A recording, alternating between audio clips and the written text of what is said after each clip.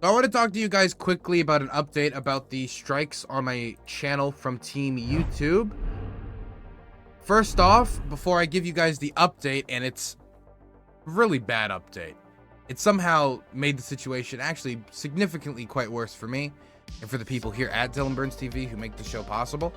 So first, I want to show you guys just some of the stuff that we've been putting up with from YouTube for the last 6 months. We'll just do a 6-month time period to show you guys why I think this is almost certainly a problem with YouTube's auto moderation and with our channel being unfairly struck, either due to people unfairly using the report function and abusing it, or just due to the auto mod function picking us up because we're a news channel.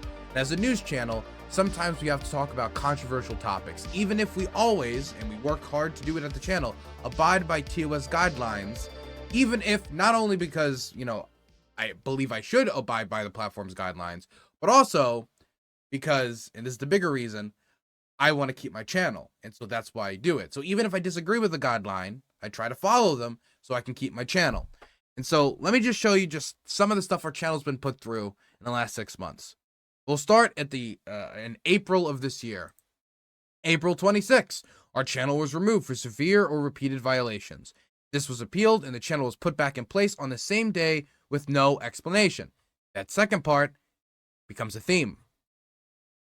On May 27th, we received a strike for harmful conspiracy theories. The appeal was rejected by email, but later accepted by Team YouTube.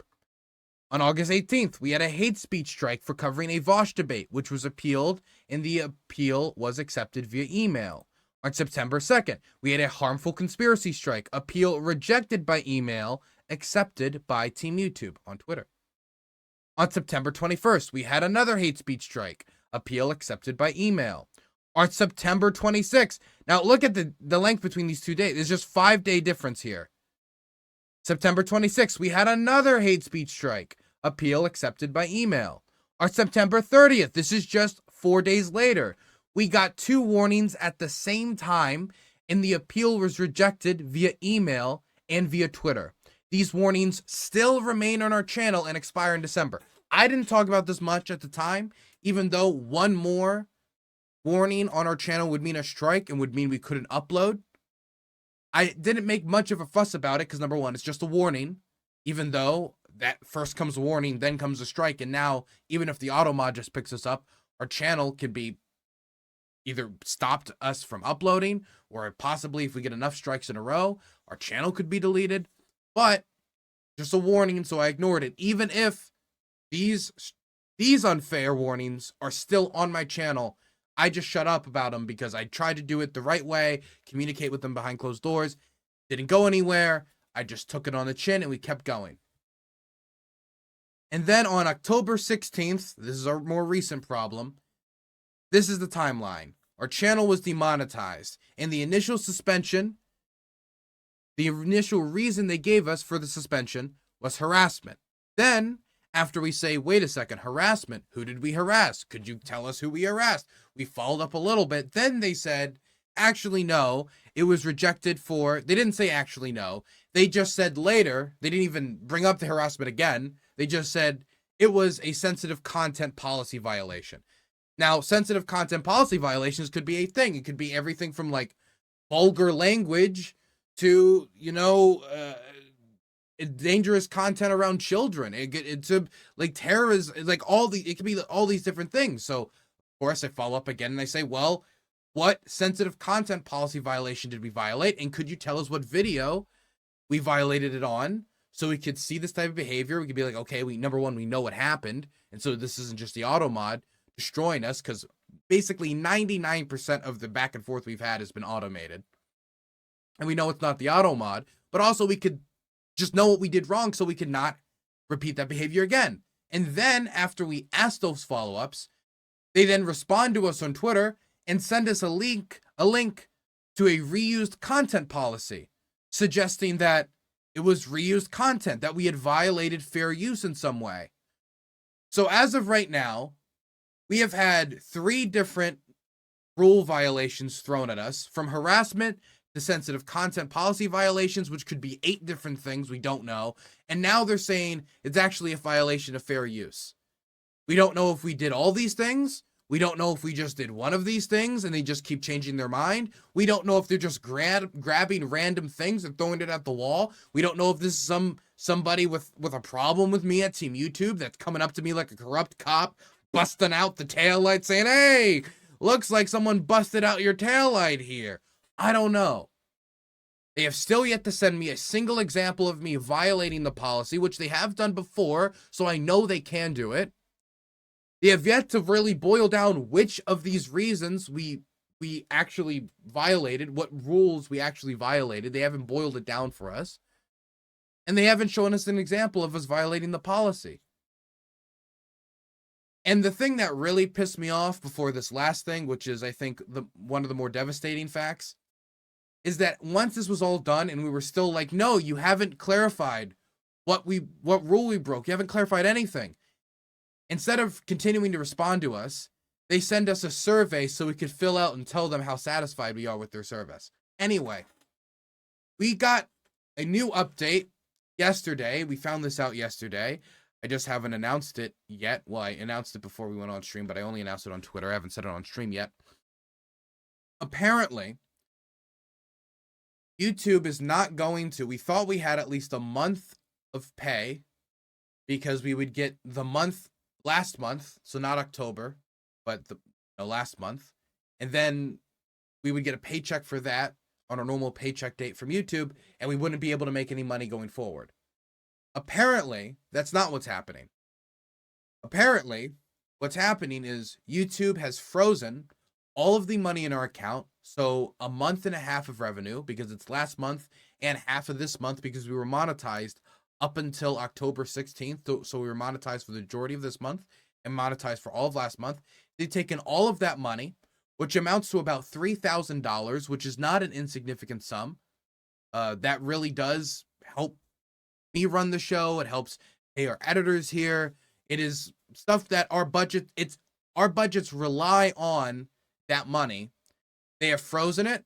They're not going to give it to us unless this is appealed before the 1st of next year. They hold it for 90 days. And so there's a few scenarios here. The first scenario is that it runs through as YouTube said it will right now, and they review my channel on January 14th after I fulfill the suspension period. And at that point, 90 days would have already elapsed. So they would have already taken the money and given it back to the advertisers who used my channel and my content to advertise before you guys watch my videos. So that's the first scenario. The second scenario is that, and this is really messed up, that we go through till January 16th. They don't tell me what happened. They don't tell me what's wrong. And so I don't know like what content policy I violated. And they just say, oh, you're still violating that policy. And so not only do they take the $3,000, but I can, on top of them, in my opinion, basically mugging me, on top of that, I still can't monetize my content on the platform. And I did basically 4 to 5 months of content, which I'm going to continue to do to keep my channel in the algorithm and to continue to serve you guys content, because I want to continue to update you guys on the news. I also enjoy my job, so I'd like to continue to do my job. That would mean that they get the $3,000 and I can't monetize my channel. The only way that I get this $3,000, which we rightfully earned on the channel, is if they overturn their decision to demonetize my channel before the expiration date of my suspension. If they wait until next year, which is when the expiration date of my suspension ends, they will get to keep all of my money. Well, not keep it. They'll give it back to the advertisers, but I won't earn that money. On top of me not earning for the 4 to 5 month period of the suspension.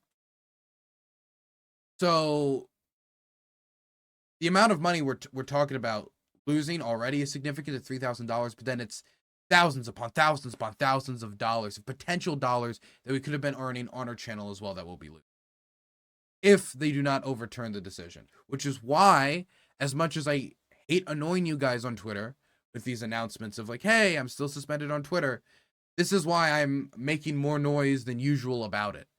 Because not only am I losing my ability to advertise on the channel, but also the advertising that has already been done on my channel. Caleb_86 has donated $10. 0. Thank you. I appreciate the $10. But like $3,000, that's like a devastating amount of money to lose. Definitely for a smaller channel like ours. I understand that once you get into like the higher echelons of YouTube, that doesn't sound like a very large amount of money, but my bills are my bills rely on that money. And so I'm going to have to dig into my savings, and we're going to just have to find a way to make it work. We've gotten some increase in Patreon subscriptions, not enough to make up the losses, but it does help. We've gotten donations at DylanBurns.TV.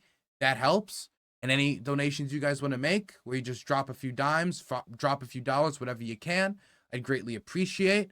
I don't want any of you guys to put yourself into an economically hard place to support the channel.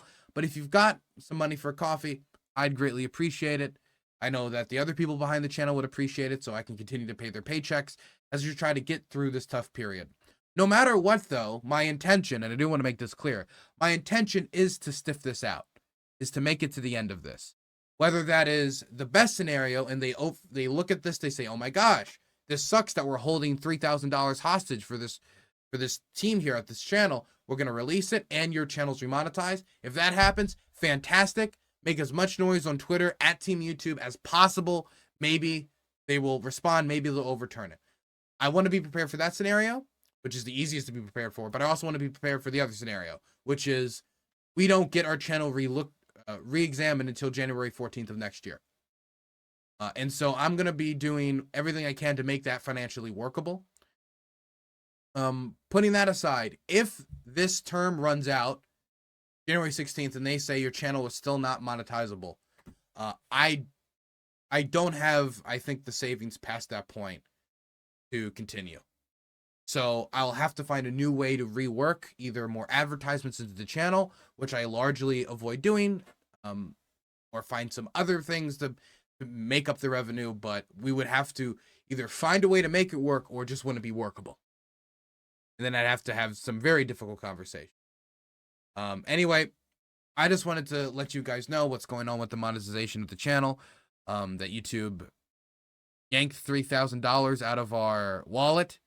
And yeah, we're in a pretty tough spot. But at the end of the day, I'm thankful that I get to do the work that I do. Not a lot of people get to be very passionate about the work. A lot of people go to 9-to-5s that very dreary and soulless, and they don't enjoy their work, and their brightest moments are when they're home away from labor.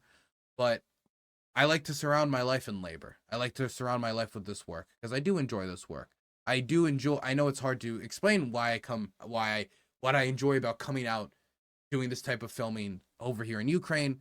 It's a lot easier to explain why I enjoy being a streamer, but it's a lot harder to explain that. But I find the work fulfilling. I like documenting history. I do genuinely believe that journalism is the first draft of history, and having a good first draft is necessary for future generations. And I want to make sure that people are getting good on-the-ground coverage and that I stay connected with you guys, because you guys have brought me a very long way from when I started doing this when I was 18, and I want to keep on this journey with you guys. You know, it's a bump in the road. We're going to find a way around it. It's a pretty big financial bump in the road, but we'll figure it out here. We figured out everything before. We'll figure it out again. At Team YouTube, come on. Give me a break. A little break. Just a tiny bit break. Come on. Just a little itty bitty break. Come on.